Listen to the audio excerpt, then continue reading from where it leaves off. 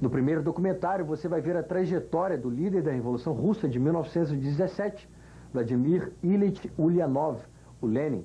Suas ideias baseadas no pensamento de Karl Marx transformaram o mundo alimentando sonhos e utopias e criaram um mito revolucionário à sua volta.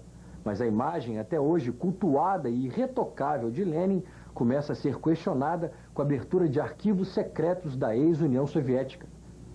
O desconhecido Lenin é um retrato das utopias, ambições e atrocidades do maior e mais importante líder comunista de todos os tempos.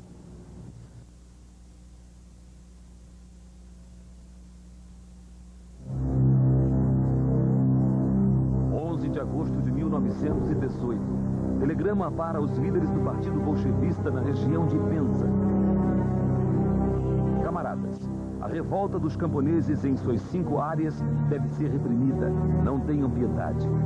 Deixo a vocês o dever de garantir que a população de centenas de quilômetros testemunhe, estremeça, entenda e espalhe esta mensagem. Os bolchevistas matam e continuarão matando todos os kulaks sanguinários. Telegrafem avisando que esta mensagem foi recebida e as ordens nela contidas executadas. Atenciosamente, Lenin. PS. Encontrem mais gente impiedosa. O autor desse terrível telegrama é uma figura-chave na história do mundo, Lenin. Em seu nome, milhões de pessoas mudaram o mundo e milhões morreram.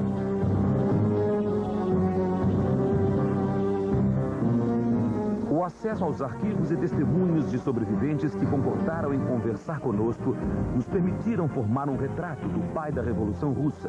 Um retrato que vira o mito de cabeça para baixo. Expor Lenin é revelar o século, suas ambições, utopias, ilusões e barbaridades em nome da ideologia.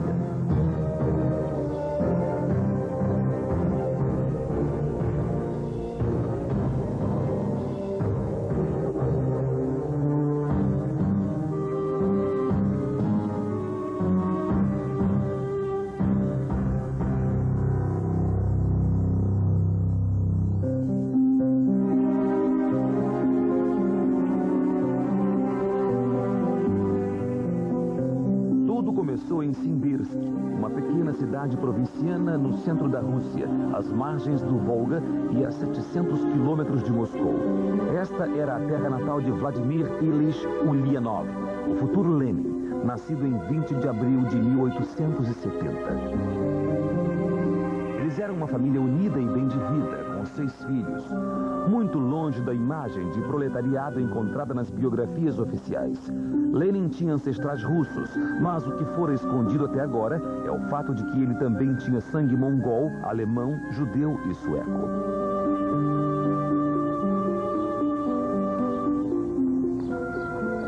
Encontramos nada menos do que 7 diferentes casas da família Ulyanov em Simbirsk, já que eles se mudavam a cada novo filho.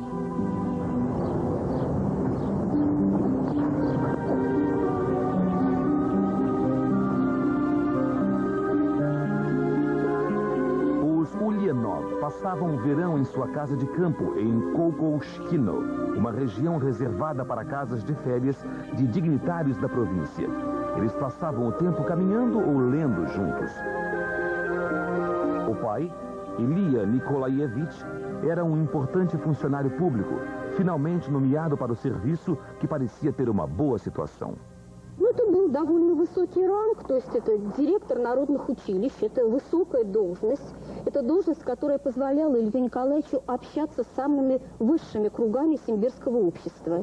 Уровень удобств должен был соответствовать, потому что здесь постоянно бывали люди. К Илье Николаевичу очень часто приходили инспектора народных училищ, бывали и ученики.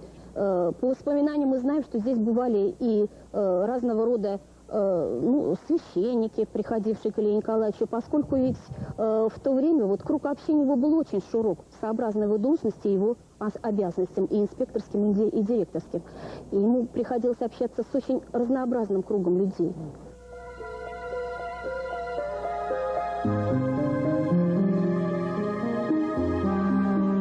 Nada na vida de Vladimir Ulyanov dava uma pista do que ele iria se tornar.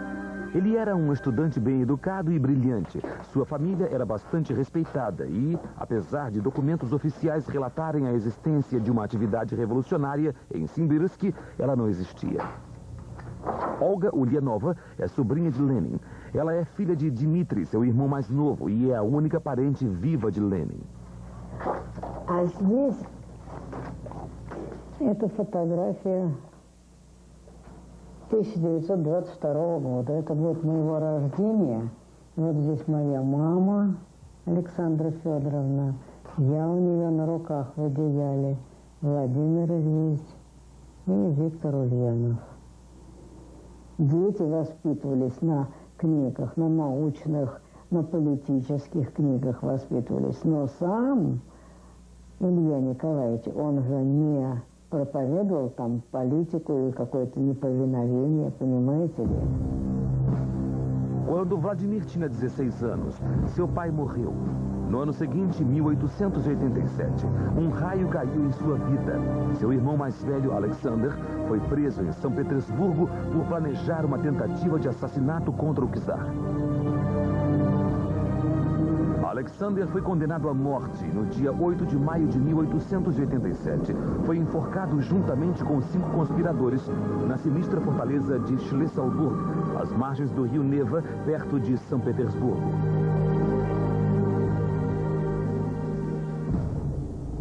Я думаю, что казнь Александра Ульянова резко повлияла на Владимира Ильича.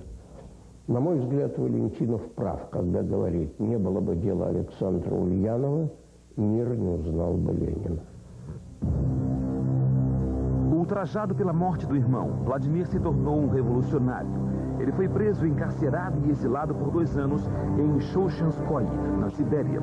Foi lá que se casou com Krupskaya, uma socialista militante.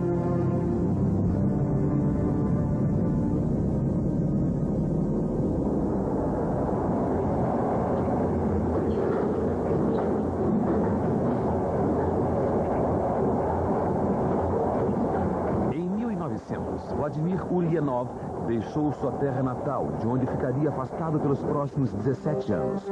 Ele adotou o nome Lenin e primeiro se estabeleceu em Genebra, na Suíça, onde a grande maioria dos revolucionários russos estava exilada. Ele passava seu tempo militando para o Partido Social Democrata Russo.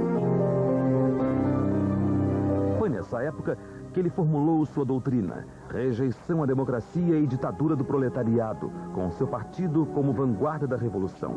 Ele publicou suas intenções e falou em conferências e seminários sem a menor interferência das autoridades. Sua ficha policial foi mantida em Berna. Ele aparece como um pacato imigrante que respeita as leis do país que o hospeda. Na verdade, sua pasta é fina.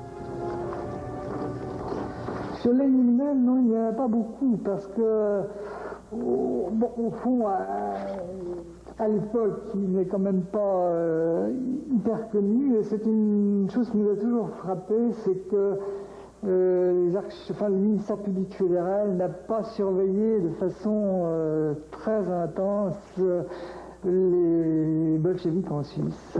C'est intéressant de le constater. Lénine, d'après ce que j'ai pu entendre de ceux qui l'ont connu, était réellement un homme persuadé de ce qu'il disait et de la possibilité de changer son pays, le régime de son pays. Et en cela, il effrayait souvent ses camarades suisses, qui ne pensaient pas, qui n'avaient pas, disons, sa foi fanatique dans l'avenir d'une révolution, la possibilité d'une révolution en Russie et en Allemagne. Donc autoritaire, voulant imposer ses vues, certainement. Seus artigos e panfletos impressos na Suíça não falavam em revolução democrática. Isso se tornou claro com o passar do tempo. Ele se opunha à maioria dos democratas sociais russos e, em particular, aos menchevistas, liderados por Martov.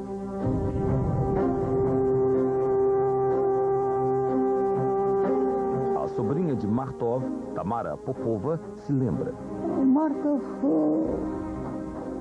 был всегда очень принципиален, и он всегда говорил, что Ленин немножко лукавит. Но Ленин всегда старался держаться на высоте.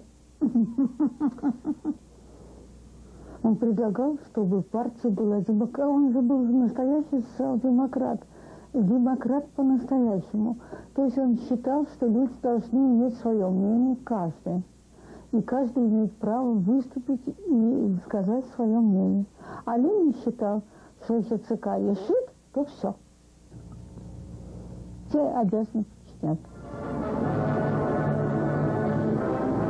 Mas a situação estava evoluindo na Rússia e uma revolução popular espontânea eclodiu em 1905, quando marinheiros rebeldes hastearam a bandeira vermelha no navio de guerra Potemkin.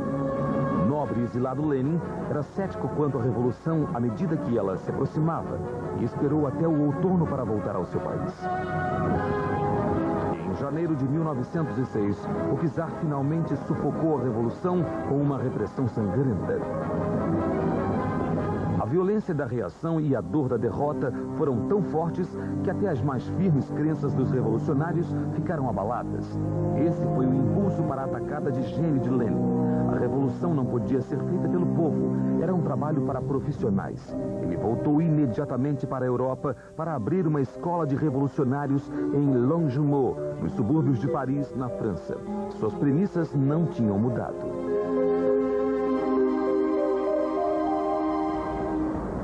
Lénine avait une école dans le fond, là-bas.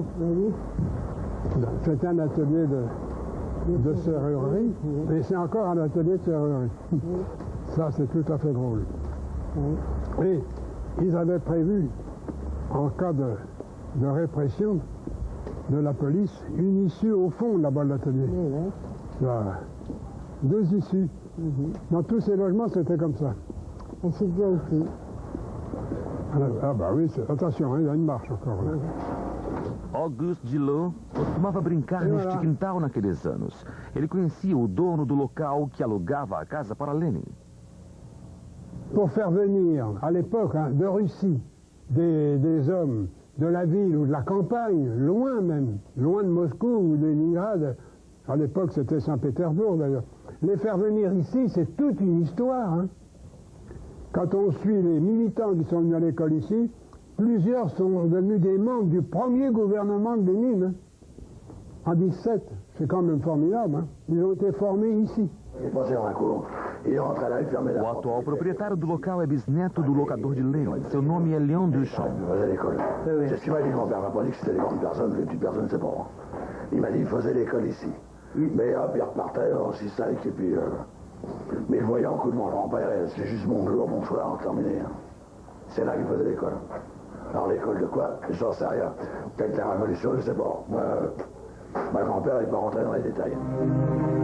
Era uma escola da revolução. As aulas eram de marxismo, métodos de propaganda e regras da atividade clandestina. Foi a primeira escola do gênero na história do mundo, ensinando a luta revolucionária em um contexto metodológico e profissional. C'était malin tout ça, c'est vrai quoi. On réfléchissait comme... Ah oui, ils étaient tous là au premier. Dans des chambres à plusieurs, quoi. Dentre os 14 estudantes estavam os futuros líderes da Revolução. Após 2 meses de curso, eles voltaram para a Rússia para lançar o fomento da discórdia.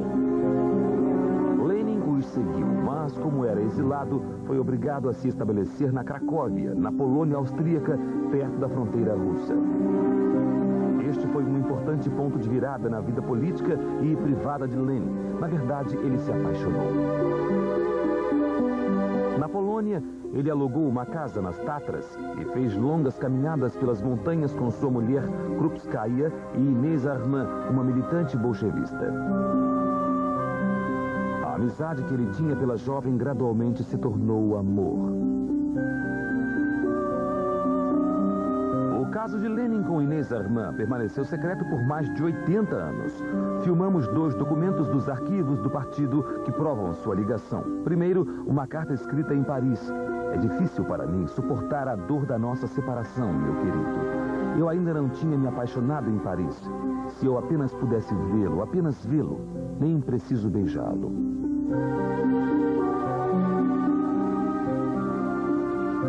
Em seu seu diário no fim de sua vida, ela escreveu: "Só me restam sentimentos por meus filhos и por Владимир Ильич". И Крупская была свидетелем этого, да. Любовь втроем, будем говорить так. Они любили друг друга. Теперь об этом уже все хорошо и прекрасно знают. Вопрос стал даже о разводе между Лениным и Крупской. Крупская предлагала Ленину развод. Это уже было после Октябрьской революции. Но Ленин от развода отказался.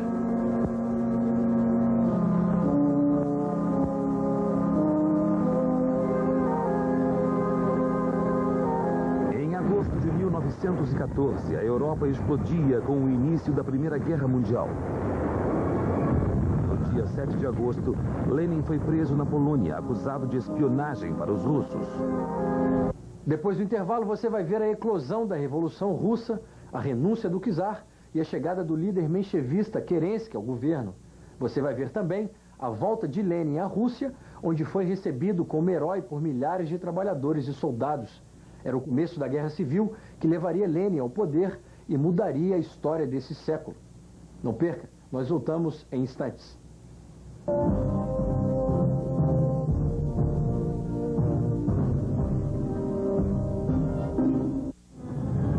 Entre 1914 e 1916, os russos sofreram uma derrota após a outra. Mas na Rússia, assim como na França e na Alemanha, os líderes revolucionários aceitaram a guerra por questões patrióticas. Apenas Lenin torcia para uma derrota da Rússia e achava que tal derrota, em uma Rússia enfraquecida, aumentaria suas chances de lançar a revolução. Mas ele tinha pouca fé nessa possibilidade real. Дело в том, что еще в январе 2017 года, выступая в Швейцарии, он говорил о том, что не видит ближайших возможностей для революции. Так прямо он не сформулировал, но сказал, что, может быть, мы, старые большевики, не доживем до революции. И когда она случилась, а он узнал об этом случайно практически, к нему пришел человек и сообщил о том, что по газетным сообщениям в России развивается революция, он был уязвлен. Уязвлен даже не тем, что он в этот момент оказался вне Петербурга, как оказался и в 1905 году вне Петербурга, а тем, что он, убежденный в том, что владеет инструментом для определения важнейших событий в мире, этот инструмент марксизм, оказался в этот момент неподготовленным. И думаю, что это было для него не в меньшей степени,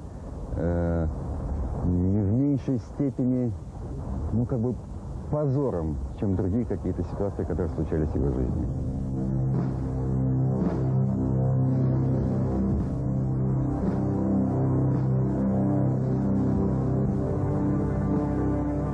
Lenin estava errado.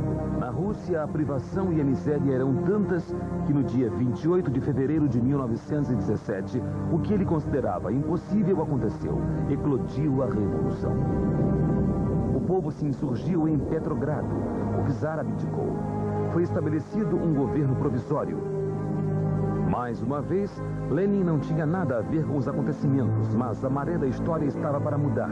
Com o maior sigilo, a Alemanha decidiu usar Lenin para seus propósitos. Когда Министерство иностранных дел Германии запросило генеральный штаб, а целесообразно ли это делать, те сказали, просто необходимо, потому что Ленин как раз тот человек, который будет вести свою линию, а она нам очень выгодна.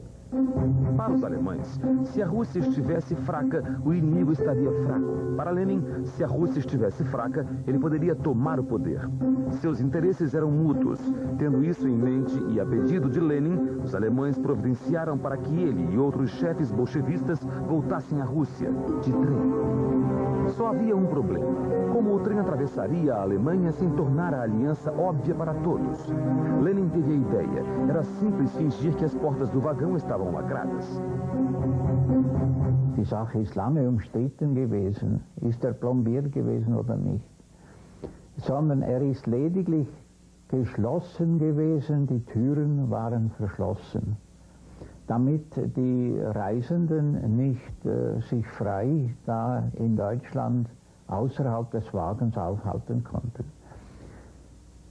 Die Kommunisten haben selber dann Wert darauf gelegt, um die Qualität des neutralen Wagens zu betonen. Der Wagen sei plombiert gewesen, also mit einem extra Verschluss versehen gewesen. Das ist nicht der Fall gewesen. Klar geworden ist, hat es außerhalb der rund 30 Reiseteilnehmer nur den Schweizer Fritz Platten gewesen, der mitgefahren ist. Zudem 2 deutsche Offiziere, aber in einem anderen Abteil. Este documento é, no mínimo, surpreendente. É uma carta de Ludendorff, o chefe de Estado-Maior do Kaiser, para o chefe da inteligência militar alemã.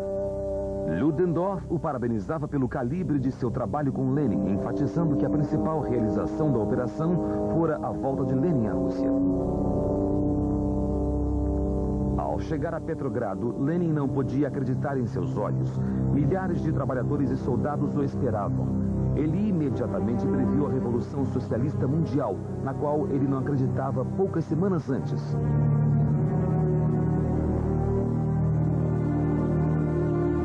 Он радовался не столько той встрече, которая была оказана ему на Финляндском вокзале, сколько тому, что его противники не сумели воспользоваться этим временем и выбить почву из-под его ног. Он не опоздал к обеду, да. Легальная партия, он боялся, что будет создана рабочая легальная партия, не была создана. Для возможности приехать в Россию ему была предоставлена. Он удивлялся глупости Временного правительства. Он удивлялся тому, что его не арестовали на пути, не арестовали по приезде туда. Он постоянно в этом знаменитом пломбированном вагоне спрашивал, а не арестуют ли нас? А не арестуют ли нас? Lenin não foi preso porque o país estava um tumulto. Kerensky, na liderança do governo provisório, era incapaz de conter a maré revolucionária. A liberdade de imprensa inaugurada pelo governo não tinha sentido para Lenin. Os bolchevistas imprimiram milhões de panfletos de propaganda. Eles lançaram 41 jornais. 420 mil edições do mais famoso deles, o Pravda, foram impressas em uma prensa de rotação moderna, com dinheiro do serviço secreto alemão. Es ist bekannt, dass die deutsche Regierung mehrere Millionen Mark im Gesamten zur Revolutionierung Russlands zur Verfügung gestellt hat. Zur Vorbereitung, um die revolutionäre Stimmung anzuheizen. Es gibt ganz eindeutige Belege, darüber besteht kein Zweifel. Ich kann Ihnen hier ein Dokument, eine Anweisung der deutschen Reichsregierung an das Reichsschatzamt existiert, wonach für Propaganda, ich zitiere, in Russland hier 5 Millionen Mark zur Verfügung gestellt werden. Das ist einer der Beweise. Es gibt verschiedene derartige Hinweise, die ganz klar belegen, dass diese Revolution mit deutschen Mitteln unterstützt worden ist. Os objetivos dos chefes de Estado-Maior alemães eram óbvios. Se os bolchevistas tomassem o poder e assinassem um acordo de paz bilateral com os alemães, a guerra só continuaria em um front, contra a França. O governo francês entendeu muito bem a estratégia e mandou o seu serviço secreto ir até o fundo das relações entre os bolchevistas e os alemães. Nossa investigação nos levou a alguns desses relatórios do serviço secreto francês.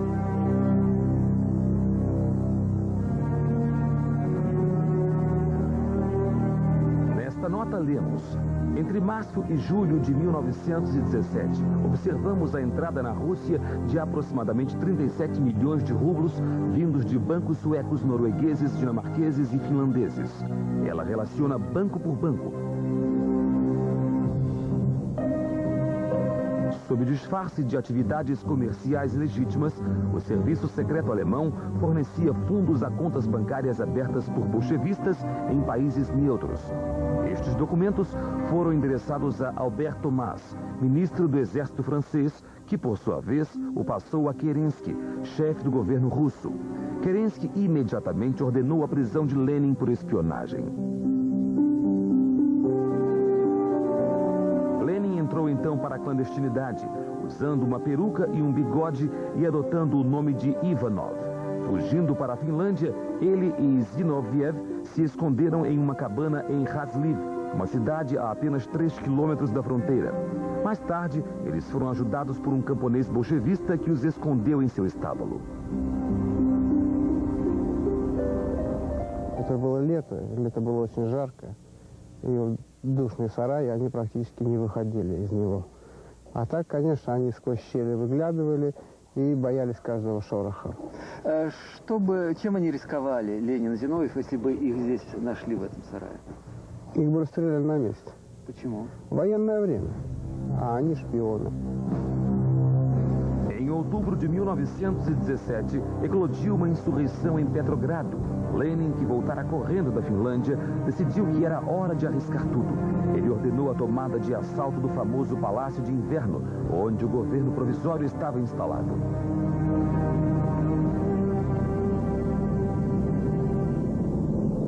Não existem imagens autênticas do acontecimento sobre o qual baseia-se toda a história soviética. Temos apenas vários filmes de propaganda rodados após o evento.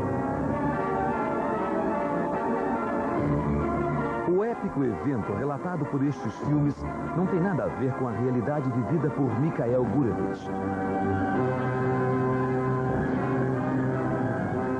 À la prise de Palais d'Hiver, où a siégé le gouvernement de Kerensky avec Antonov Ovsyannikov.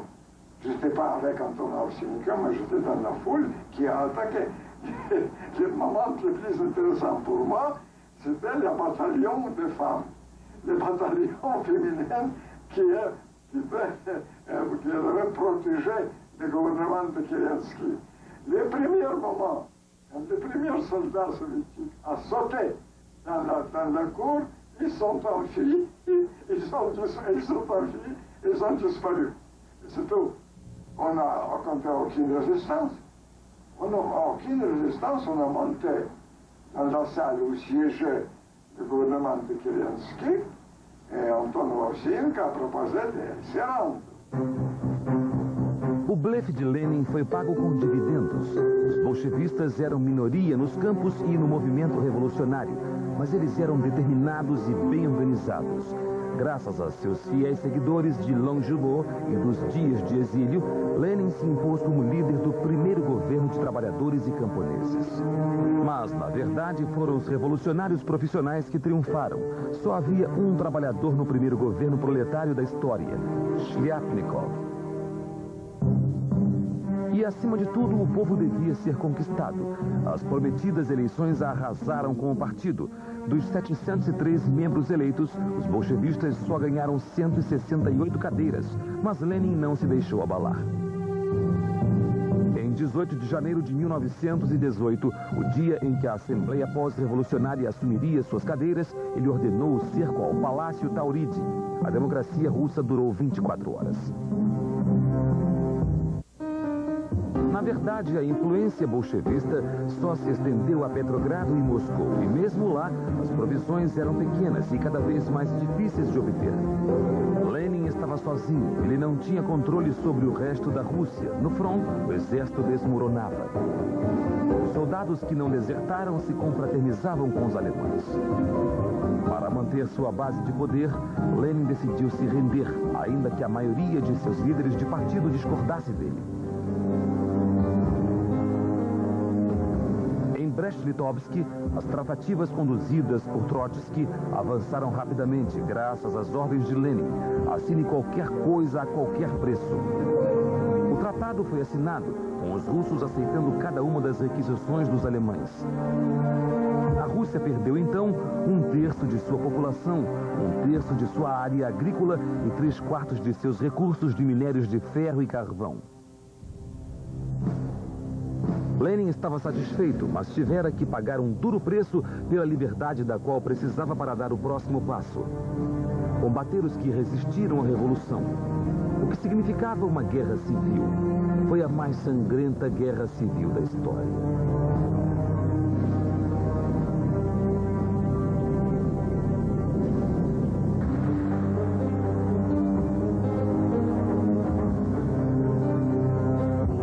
Bolchevistas e o exército branco se aproximavam em 3 frontes, e os alemães entenderam que se Lenin caísse, isso significaria a guerra de novo. Assim, Lenin conseguiu a ajuda de que tanto precisava. Um telegrama de julho de 1918 do embaixador alemão em Moscou diz: a política de entendimento entre a Alemanha e a Rússia precisa de 3 milhões de marcos em ouro por mês. Caso a situação requeira, esta soma poderá ser bem maior. Com seu regime em perigo, Lenin lançou um novo slogan: a situação é extrema, devemos exercer um terror extremo. E foi isso que ele fez. Para impor este terror, ele precisaria de homens e suprimentos.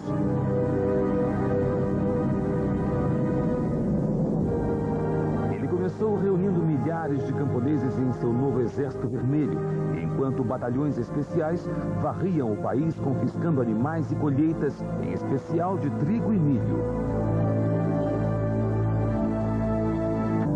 Na maioria dos casos, os confiscos de animais e trigo do governo abrangiam toda a produção camponesa. O resultado inevitável foi que no final de 1920, de uma população de 150 milhões de russos, 30 milhões viviam em condições de escassez. 5 milhões de pessoas morreram de fome. Em algumas regiões, os camponeses acabaram comendo cadáveres de animais e foram registrados até casos de canibalismo.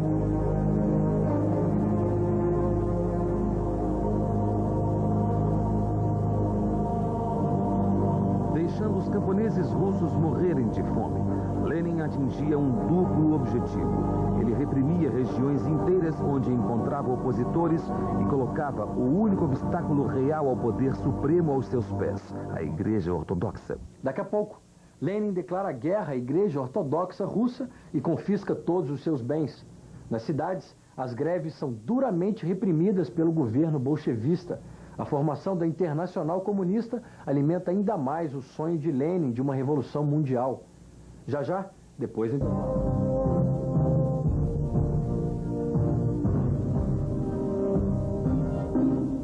Em uma longa carta endereçada ao seu Politburo, Lenin deixa clara sua posição.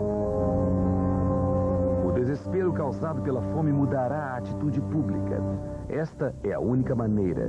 Concluo que é hora de desapropriar todos os bens da igreja e destruir o clero de uma maneira tão decisiva e impiedosa que sua lembrança viverá para sempre. Quanto mais gente da igreja aniquilarmos, melhor para nós. Assinado, Lenin.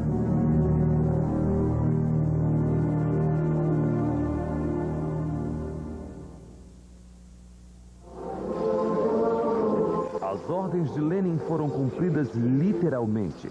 Os bens da igreja foram desapropriados sob o pretexto de que seriam vendidos para comprar comida para o povo. Os membros do clero foram presos, encarcerados e executados com ou sem julgamento. O governo Lenin fuzilou o avô paterno e o materno do padre Dmitri.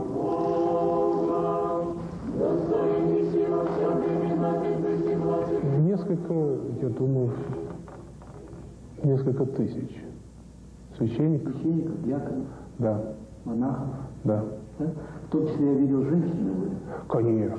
Женщины, церковные старосты, продавщицы свечей. Вообще, многие люди из народа, которые просто любили церковь, пели на церковных клиросах.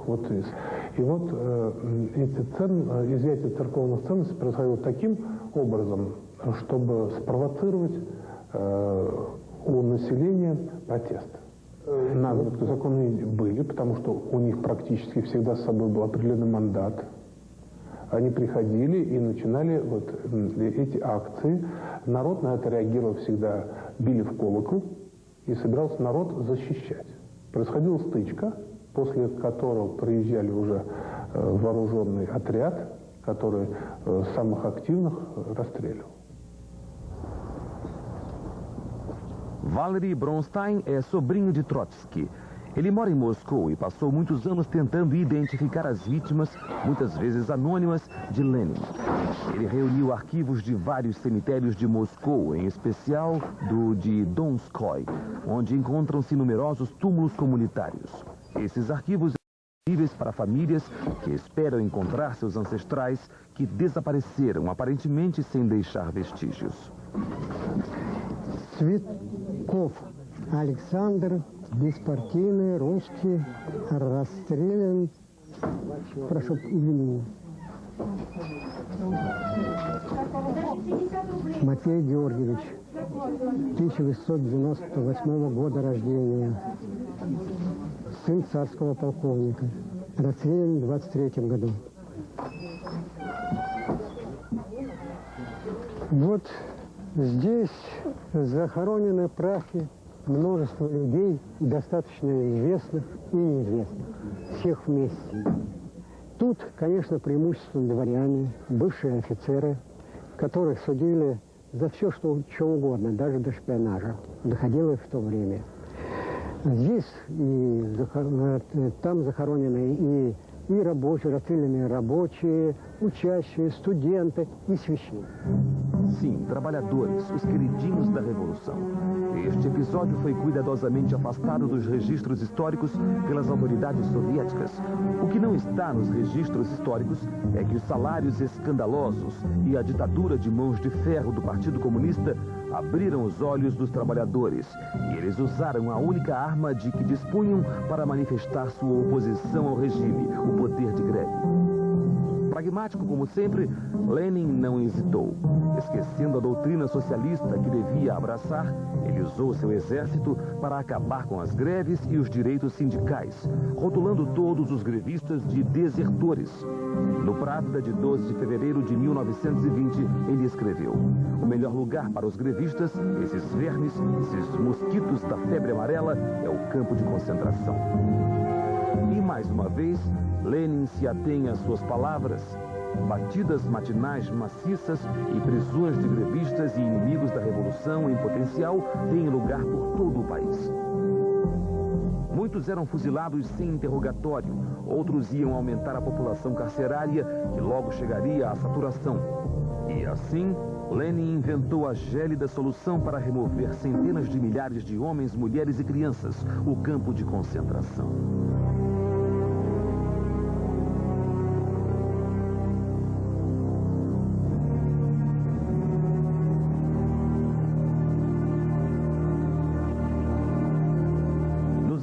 Do partido em Moscou, na seção reservada a Lenin, que abrange diversas salas fortificadas no subsolo, dentre 35 mil documentos escritos e assinados por Lenin, encontramos um decreto datado de março de 1919.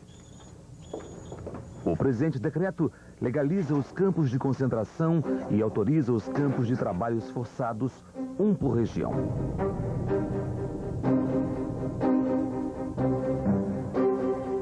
Foi assinado por Vladimir Ulyanov, entre parênteses, Lenin. E foi ratificado por Felix Dzerzhinsky, chefe da polícia política.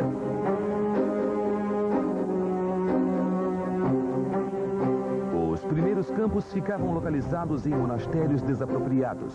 Então, em 1921, o Politburo ordenou a construção de um campo para 20 mil pessoas no extremo norte, em Okhtar. Ele abrigaria camponeses, trabalhadores e marinheiros rebeldes. Como previra Lenin, o arado da Revolução mortificava a Rússia.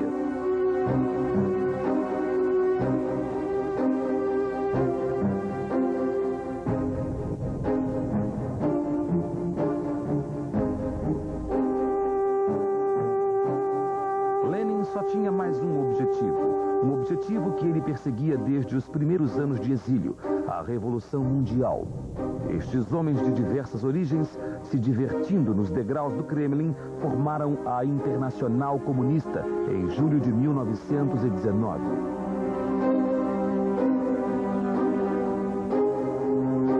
Eles eram a vanguarda de uma operação clandestina que mudaria o curso da história.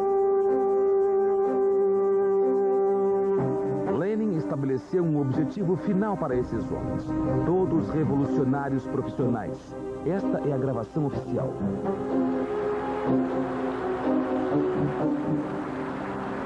Теперь рабочие, оставшиеся верными делу свержения иго капитала, называют себя коммунистами. Во всем мире растет союз коммунистов. В ряде стран победила уже советская власть. Еще недолго, и мы увидим победу коммунизма во всем мире. Мы увидим основание Всемирной Федеративной Республики Советов. A primeira condição para esta revolução mundial, os fins que justificam os meios, não devia ser divulgada. A Europa e a América eram hostis a Lenin e ele pretendia lhes mostrar somente a face que queria que vissem. Para a Conferência Internacional de Gênese de 1922, ele deu estas instruções a Molotov. No documento a ser apresentado aos estrangeiros, suprima qualquer menção à revolução violenta e inevitável ou à luta sangrenta. Página 2, linhas 2 e 3. Suprima completamente a passagem relacionada à nossa perspectiva histórica, em que está declarado que outras guerras mundiais são inevitáveis. Para satisfazer sua obsessão por uma revolução alemã, Lenin estava preparado para uma guerra mundial. A derrota de 1918 e a queda do imperador mergulharam a Alemanha na anarquia. O frio, a fome e a miséria levaram o povo a se revoltar em todo o país. O proletariado estava organizado, sendo o Partido Alemão o único partido comunista europeu a ter uma base sólida e estruturada. O Partido Comunista Alemão recebia ordens de Moscou. No verão de 1923, líderes bolchevistas decidiram que era hora de engatilhar a revolução na Alemanha. O objetivo: instaurar uma república bolchevista, incluindo a Alemanha e a Rússia e unindo 200 milhões de proletários. Trotsky foi encarregado das operações. Seu primeiro passo era ordenar a infiltração da elite dos generais bolchevistas na Alemanha.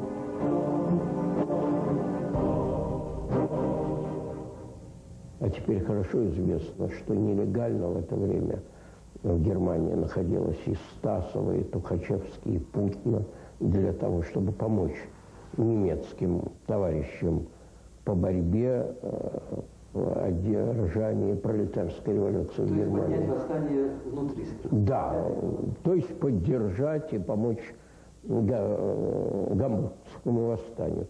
Тухачевский был уже в Германии в качестве под другой фамилией, и Путина также в качестве частного вроде бы лица. Совершенно другие фамилии. Trotsky planejava juntar as tropas na fronteira polonesa, caso as revoltas precisassem de reforços. Os bolchevistas também estocaram grandes quantidades de trigo destinadas a alimentar o povo alemão. Em 21 de outubro, os comunistas declararam uma greve geral, mas a sombra dos soviéticos uniu o exército alemão, a polícia e os social-democratas contra eles. E a greve foi um fracasso. No final das contas, os alemães queriam continuar alemães. Apenas Hamburgo seguiu as diretrizes. E após 30 horas de intensa luta, o exército conseguiu conter a insurreição. O segundo Outubro Vermelho foi um terrível fracasso.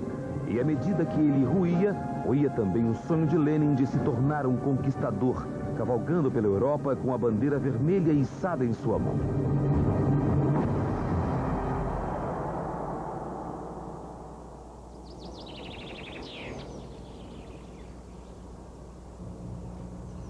Gorky, a 40 quilômetros de Moscou. Desde 1921, Lenin passava a maior parte do tempo em esplêndido isolamento nesta impressionante propriedade. Paralisado pela arteriosclerose no cérebro e com uma incontinência intermitente, o líder do primeiro Estado comunista soviético passava seus melhores dias indo e vindo do vilarejo. Ele até parava para conversar com os aldeões, os camponeses que ele nunca tinha conhecido ou compreendido.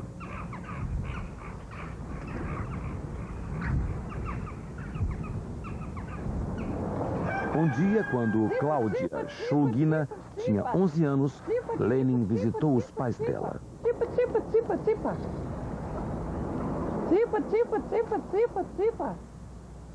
Дверь открылся, и Ленин, значит, вошел и стоит на пороге. И снял шапку. И сразу ему дали ход, и захлопнул ладошки. Приветствует его. И, значит, он прошел к столу. Шапку снял, шапку он там снял, на пороге. Ну и дали слово ему. Стал говорить он. Вот я тебе говорю, электричество, когда стал гаснуть свет, попросили у него электричество, Владимир Ильича-то. Вот нам бы света, то керосина нет, плохо, значит, негде достать. Он согласился. Ну что ж, говорит, помогу. И, значит, в январе было. А потом тут зимой стало, что нам это бревна заводить, столбы для электричества, там проводов давать. А весной стали мужики сами ям копать, столбы ставить. И считалось наша лампочка Ильича.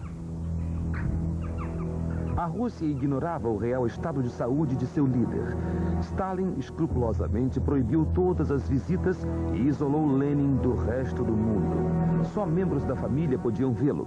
As fotos de seu fim, até agora escondidas nos cofres dos arquivos, mostram o rosto de um homem que não pertencia mais a este mundo. A primeira figura revolucionária da nossa história morreu em 21 de janeiro de 1924. Um enterro suntuoso foi organizado pelas autoridades. Os líderes do partido, com Stalin à frente, chegaram a Gorky para acompanhar o corpo até Moscou com grande pompa e solenidade.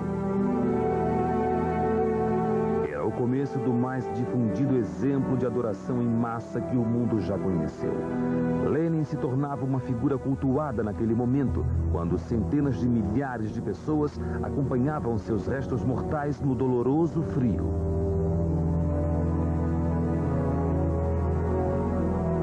Evgenia Schister, uma jovem militante comunista, estava na multidão. Значит, мы сразу прошли в зал. Пришли в зал и ахнули. Все люстры в траурном этом тюле черном. Оркестры играют. Или траурные, или Шопена. Но оркестр все время. Чередовались эти музыканты или как-то сплошные. И гора цветов. Там, наверное, было венков, ну, тысячи. Это все в центре. Ну уж мы такие были несчастные. И уже тут-то мы уже могли заплакать и все прочее. Прошли. O fervor marcou o nascimento de um mito que duraria 70 anos. Pela primeira vez na história, um homem foi embalsamado e apresentado às massas devotadas.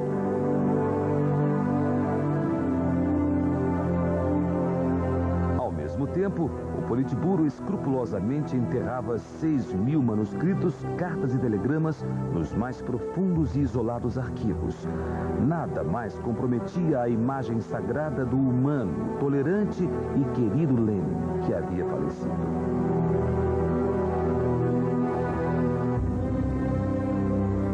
Na verdade, hoje é provado que, no fim da vida, Lenin se questionou sobre o caminho que ele e a Rússia adotaram e sobre a possibilidade de triunfo do socialismo. Contudo, o que não ficou provado foi qualquer remorso pelas deportações, execuções e banimentos ordenados por ele e em seu nome. Em todos os arquivos, não há um único documento que leve os historiadores a considerar esta possibilidade. Я смотрела в архиве документы. Когда я смотрела документы моих родных, я кроме этого видела документы другие, и все время видела одно и то же. Все его резолюции ленинские. Расстрелять, посадить, отправить в ссылку. То есть у него не было никакой доброты. Ни разу я не видела отпустить или там что-то еще. Ничего этого не было. Поэтому я думаю, что Сталин продолжал дело Ленина по-настоящему. Он продолжал. O próximo documentário da semana, Líderes Polêmicos, vai mostrar um dos mais cruéis ditadores do século XX, que se manteve no poder durante 32 anos. Não perca, Mobutu, o Rei do Zaire.